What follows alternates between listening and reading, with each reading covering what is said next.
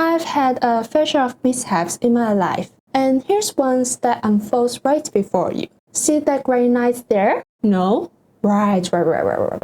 Because I forgot to turn on my mic while vlogging. Aww. So buckle up, kids. It's story time with Grandma Blowing Water about her adventure at the Universal Studio Japan in Osaka.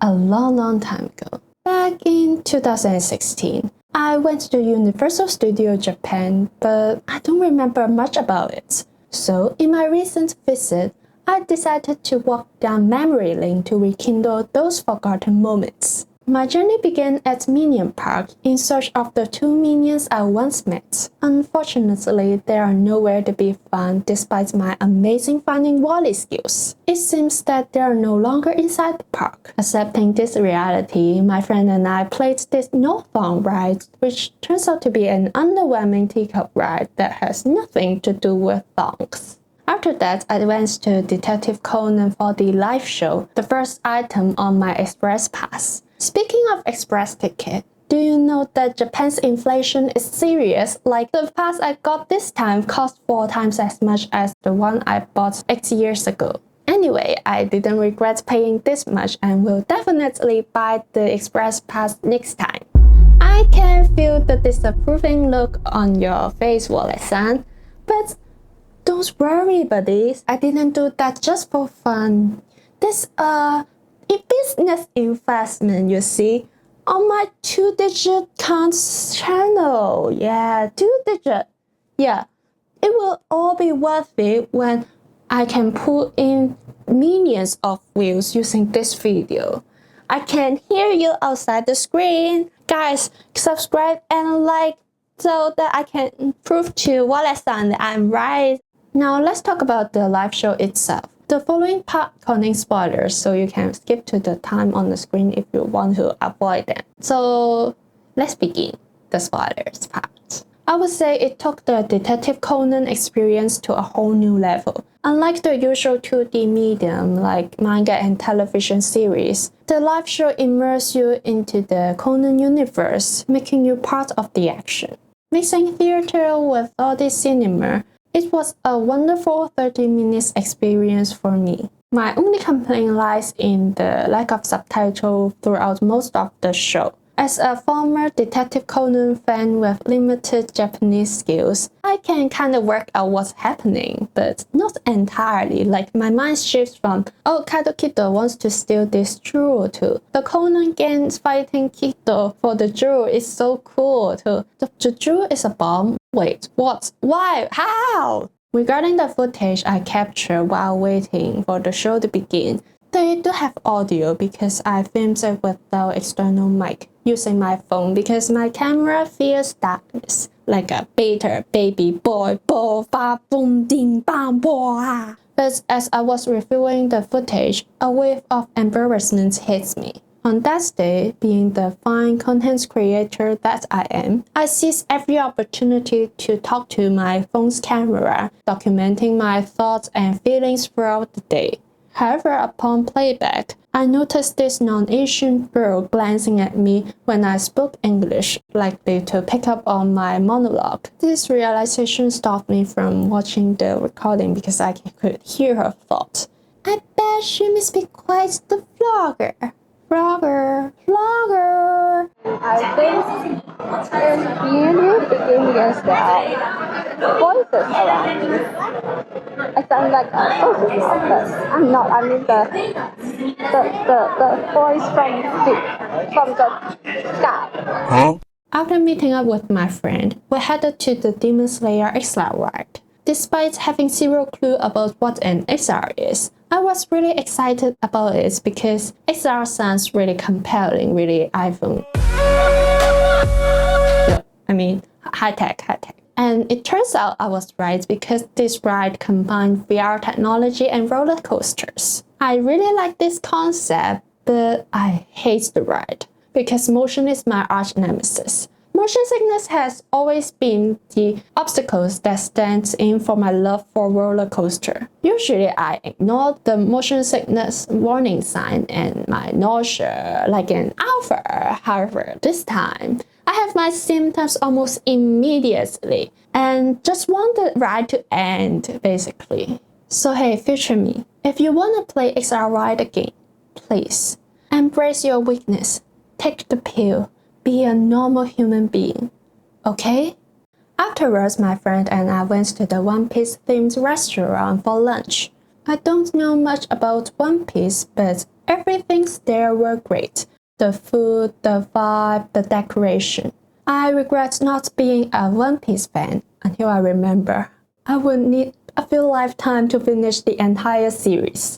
The highlight of my last trip was going to the Wizarding World of Harry Potter and playing the Harry Potter and the Forbidden Journey ride.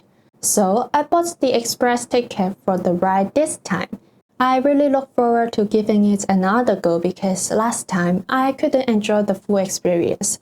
Mid-ride it just stopped and the screen were turned off for a while, so I missed part of it.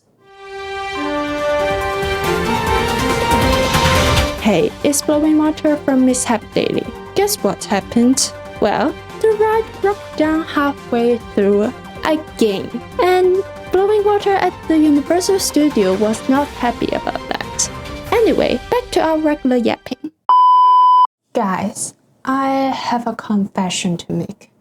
Actually, I'm a bit of a beta baby boy, boom bam boo baby boo ba, like Cam Raccoon. The ride was way darker than I remember, and it was so scary that I want the ride to end ASAP. But all that changed when Hermione appears on a 2D Blu-ray screen. And suddenly, I realized that everything's fake and noticed the imperfection of the ride. Like, Hermione was all panicky on the screen, but I was like, bro, you're just a recording, why are you scared?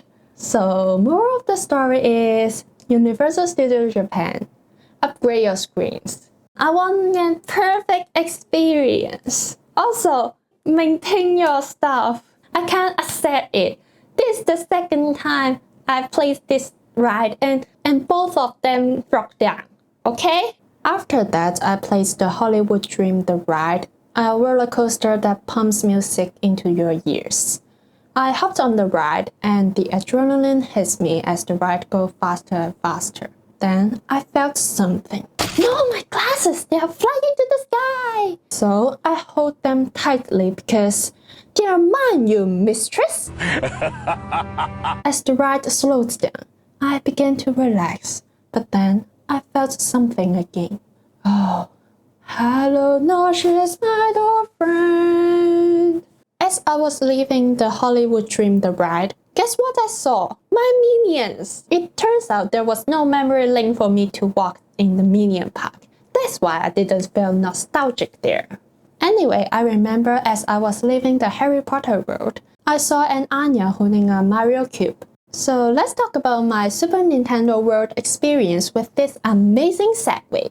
This world was what I look forward to the most. But I didn't film much footage on my way in because I was running late for the Mario Kart attraction that I bought an express ticket for. Luckily, I made it in just in time by rushing through the crowd, abandoning my friend. After scanning my tickets, I got to explore the Bowser's Castle. While I'm showing you guys my trip there, here's something bugging me. Should I take some acting class? I feel like there's room to grow here, but is committing to classes an overkill? Midway through my exploration, I was given this Mario hat. I took video selfie with my new trip like a regular person. Soon enough, it was my turn to play this ride. And let me tell you, it's hands down the most mind-blowing ride ever. Mario Kart is my all-time favorite Mario game. And thanks to the set design and AR technology, I was inside the Mario universe, physically racing alongside Mario characters. And the best part is that I didn't feel nauseous. Then I convinced my friend who missed out on this awesome experience initially to play with me. It's just my thing. When you find out something cool, you gotta spread the word, share the joy, and bug them to join you until they give in, with annoyance, of course. After riding the attraction twice, I now understand the importance of paying attention to instruction video while waiting in line. On my first try, I was too caught up in filming videos rather than understanding the game, which left me feeling a bit lost. But on my second run, once I grasped the mechanics, I was able to relax and immerse myself fully in the experience by being observant to my surroundings. When we weren't busy with the attraction, my friend and I walked around, taking photos and videos in the Super Nintendo world. Here I was doing Mario stuff, meeting Mario characters, and of course, not forgetting these tiny pigments. Otherwise, it was just Super Mario World. Despite the persistent rain, the nighttime view was amazing. These dark blue skies perfectly matched the world's aesthetic, drawing me even further into its charm. I wish I could have stayed there longer to try out the Yoshi Adventure ride. Sadly, I was too tired and had to head to the last item on my express pass. Despicable Me, Minion Mayhem. This ride is about us human beings turning into minions and going on an adventure. My favorite part lies in how the story unfolds. What surprised me most was how even the safety videos of the ride seamlessly fit into the whole narrative. But let me tell you something. I feel like I'm a theme park person that's not built for theme parks. Remember how I told you guys about my motion sickness issue? Well, this time, other than feeling nauseous, my neck was sore after looking at the screen in the dome for too long. Well, that's a wrap up of my day at the Universal Studio Japan, where my attempts to bring back old memories totally flopped. But as long as I have fun, that's all that matters, right? There were tons of attractions that I missed out on, and I can't wait to come back in like 3 to 4 years for all the new stuff they are going to build. But this urge to revisit Universal Studio Japan keeps growing day by day, unless I can break free from Instagram's For You page. That's really a test to my willpower, and future you will know whether I give in to that by following to my Instagram account. See you next time. Bye bye.